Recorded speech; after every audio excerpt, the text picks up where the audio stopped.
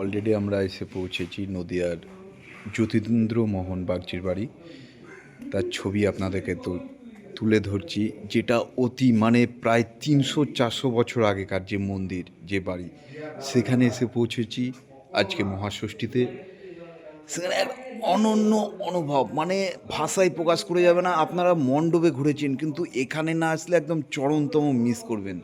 এই যে সেই পুরনো দিনের 400 বছর আগের সেই যতীন্দ্রমোহন বাগচির বাড়ি কেমন ছিল, সেখানে কেমন পুজো হতো, তার ছবি দেখানো হচ্ছে।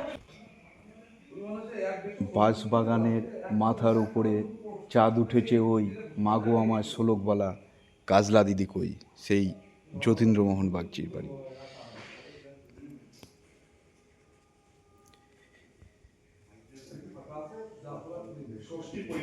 সো ফ্রেন্ডস, আজকে অরিজিনালে আমি পৌঁছে গেছি এই মুহূর্তে সেই ষষ্ঠী পরিক্রমাতে।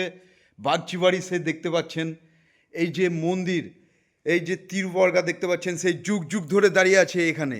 এই যে কারুকার্যের, এখনকার যে বর্তমান আমাদের সভ্যতায় কারুকার্য করাও যে কি কঠিনতম, 400 বছর ধরে দাঁড়িয়ে আছে। এই যে একই মূর্তি, মায়ের মূর্তি, সেই পুরনো দিনের মূর্তি, পুরনো তিথি মেনে এখনও পুজো হয়ে যাচ্ছে। আজকে 400 বছর হতে চলেছে, কিন্তু পুজো বন্ধ নেই। সেই নদিয়ার যতীন্দ্রমোহন বাগচি বাড়ির ছবি আজকে মহাষষ্ঠীতে তুলে ধরেছি।